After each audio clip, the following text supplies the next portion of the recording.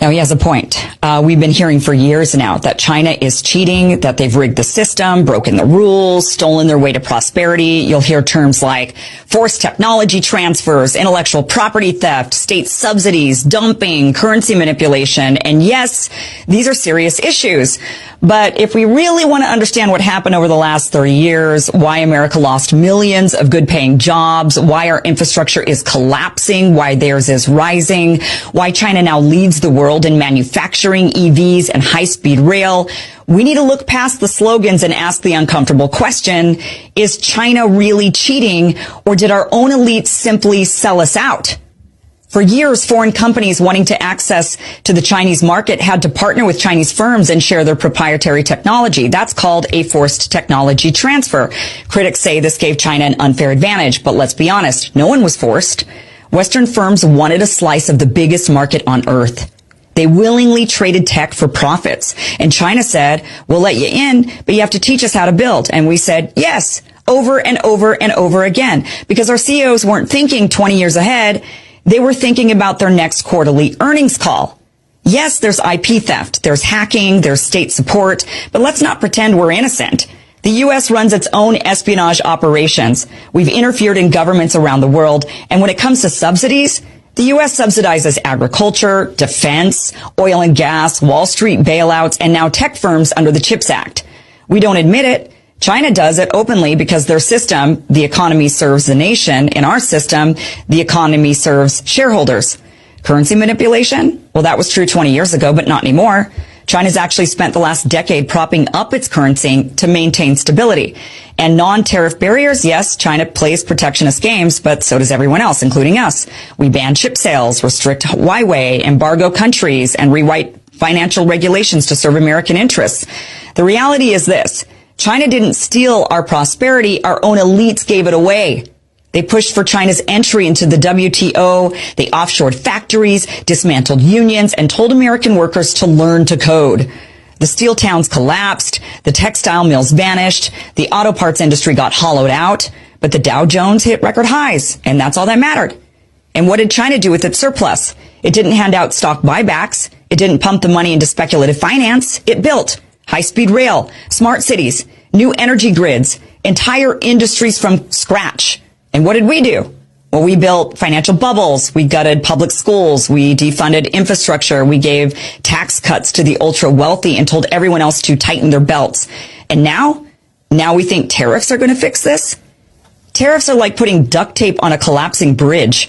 They raise prices, disrupt supply chains, and they invite retaliation. They don't build new factories. They don't create a workforce. They don't fix our broken system. At best, they're a pause button. But we don't need a pause. We need a reset.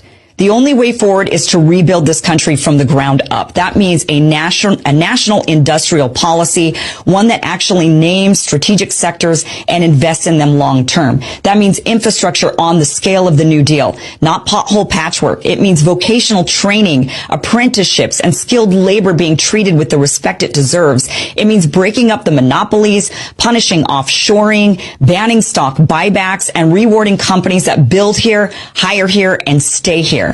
But instead of doing that, instead of focusing on America, what are we doing?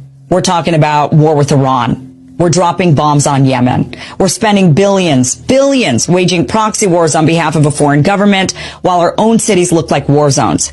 We're pushing endless military aid packages, inflaming global tensions, and marching toward another conflict that has nothing to do with the American people and everything to do with the interests of defense contractors and their lobbyists.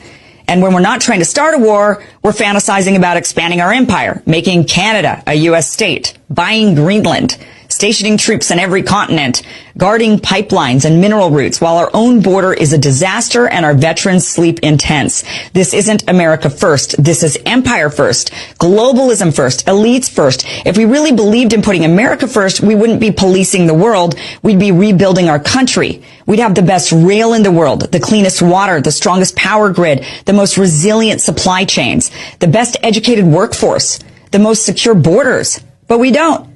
Because our leaders aren't interested in America as a nation. They're interested in America as an empire, a brand, a vehicle for wealth extraction. And that's the greatest betrayal of all. Because China is playing for China, acting in its own self-interest. Our ruling class is acting in their interest, not yours, not mine, not the country's. So no, the real problem isn't that China is cheating. The real problem is we've been lied to by the people who sold us a dream they never believed in, who hollowed out our middle class, who told us it was normal to work 3 jobs and still be broke, who mocked the idea of rebuilding this country while cashing checks from companies that sent your job to another continent. They handed China the blueprints. They signed the deals. They wrote the trade laws. And now they want to blame the people who took advantage of the opportunity they created? No, that's not cheating. That's smart. Ruthless, yes. Strategic, absolutely.